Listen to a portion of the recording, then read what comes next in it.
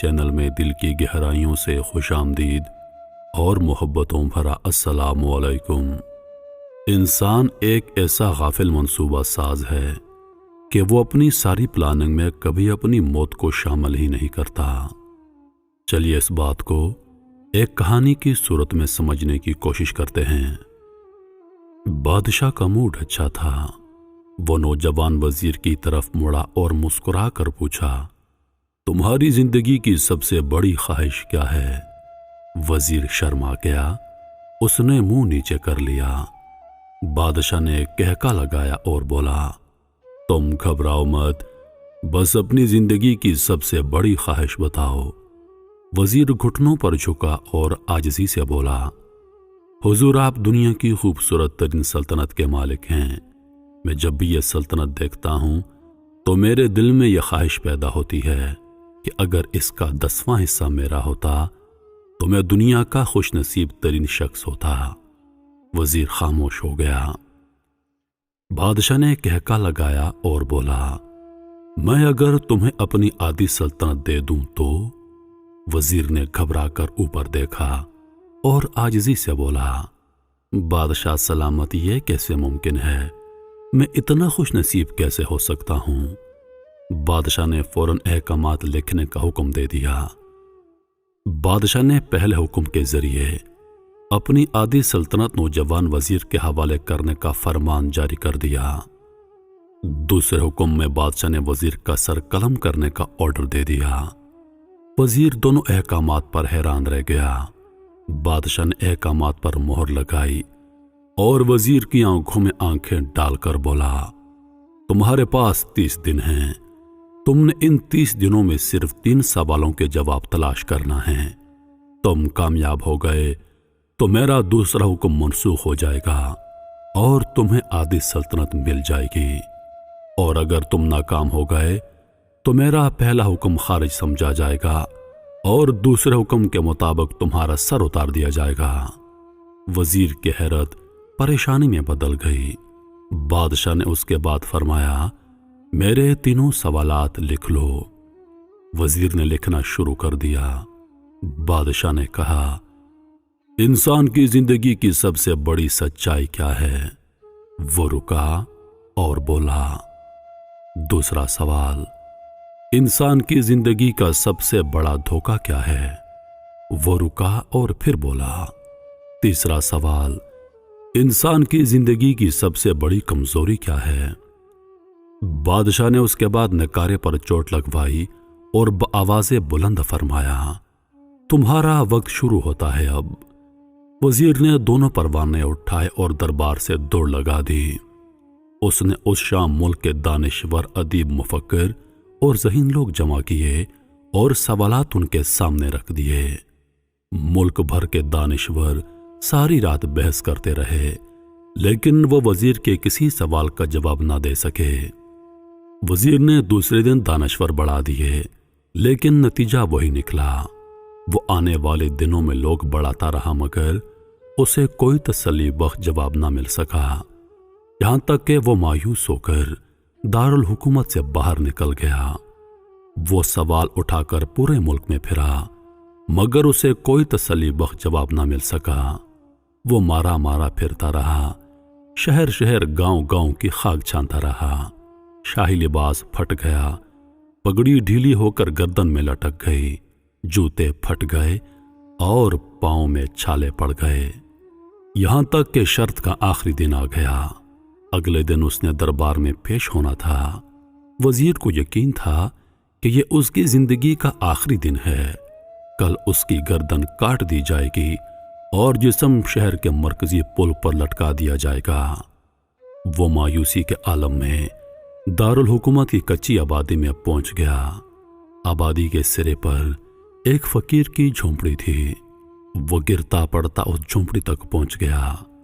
فقیر سوکھی روٹی پانی میں ڈبو کر کھا رہا تھا، ساتھ ہی دودھ کا پیالہ پڑا تھا اور فقیر کا کتا شڑپ شڑپ کی آوازوں کے ساتھ دودھ پی رہا تھا۔ فقیر نے وزیر کی حالت دیکھی، کہکا لگایا اور بولا، جناب اعلی، آپ صحیح جگہ پر پہنچے ہیں۔ آپ کے تینوں سوالوں کے جواب میرے پاس ہیں۔ وزیر نے حیرت سے اس کی طرف دیکھا اور بولا، آپ نے کیسے اندازہ لگا لیا کہ میں کون ہوں اور میرا مسئلہ کیا ہے؟ فقیر نے سوکھی روٹی کے ٹکڑے چھابے میں رکھے مسکرایا، اپنا بوریا اٹھایا اور وزیر سے کہا، یہ دیکھیے جناب، آپ کو بات سمجھ آ جائے گی۔ وزیر نے جھک کر دیکھا، بوریے کے نیچے شاہی خلعت بچھی تھی۔ یہ وہ لباس تھا جو بادشاہ اپنے قریب ترین وزراء کو عنایت کرتا تھا۔ فقیر نے کہا، جناب عالی، میں بھی اس سلطنت کا وزیر ہوتا تھا۔ میں نے بھی ایک بار آپ کی طرح بادشاہ سے شرط لگانے کی غلطی کر لی تھی، نتیجہ آپ خود دیکھ لیجئے۔ فقیر نے اس کے بعد سوکھی روٹی کا ٹکڑا اٹھایا اور دوبارہ پانی میں ڈبو کر کھانے لگا۔ وزیر نے دکھی دل کے ساتھ پوچھا، کیا آپ بھی جواب تلاش نہیں کر سکے تھے؟ فقیر نے کہکا لگایا اور جواب دیا، میرا کیس آپ سے مختلف تھا۔ میں نے جواب ڈھونڈ لیے تھے۔ میں نے بادشاہ کو جواب بتائے، آدھی سلطنت کا پروانہ پھاڑا، بادشاہ کو سلام کیا اور اس جھونپڑی میں آ کر بیٹھ گیا۔ میں اور میرا کتا دونوں مطمئن زندگی گزار رہے ہیں۔ وزیر کی حیرت بڑھ گئی، لیکن یہ سابق وزیر کے حماقت کے تجزیے کا وقت نہیں تھا، جواب معلوم کرنے کی گھڑی تھی۔ چنانچہ وزیر فریادی بن گیا اور اس نے فقیر سے پوچھا، کیا آپ مجھے میرے سوالوں کے جواب دے سکتے ہیں؟ فقیر نے ہاں میں گردن ہلا کر جواب دیا، میں پہلے 2 سوالوں کا جواب مفت دوں گا، لیکن تیسرے جواب کے لیے تمہیں قیمت ادا کرنا ہوگی۔ وزیر کے پاس شرط ماننے کے سوا کوئی آپشن نہیں تھا۔ اس نے فوراً ہاں میں گردن ہلا دی۔ فقیر بولا، دنیا کی سب سے بڑی سچائی موت ہے۔ انسان کوئی بھی ہو، کچھ بھی ہو، وہ اس سچائی سے نہیں بچ سکتا۔ وہ رکا اور پھر بولا، انسان کی زندگی کا سب سے بڑا دھوکہ زندگی ہے۔ ہم میں سے ہر آدمی زندگی کو دائمی سمجھ کر اس کے دھوکے میں آ جاتا ہے۔ فقیر کے دونوں جواب ناقابل تردید تھے۔ وزیر سرشار ہو گیا۔ اس نے اب تیسرے جواب کے لیے فقیر سے شرط پوچھی۔ فقیر نے کہکا لگایا، کتے کے سامنے سے دودھ کا پیالہ اٹھایا، وزیر کے ہاتھ میں دیا اور کہا، میں آپ کو تیسرے سوال کا جواب اس وقت تک نہیں دوں گا جب تک آپ یہ دودھ نہیں پیتے۔ وزیر کے ماتھے پر پسینہ آ گیا۔ اس نے نفرت سے پیالہ زمین پر رکھ دیا۔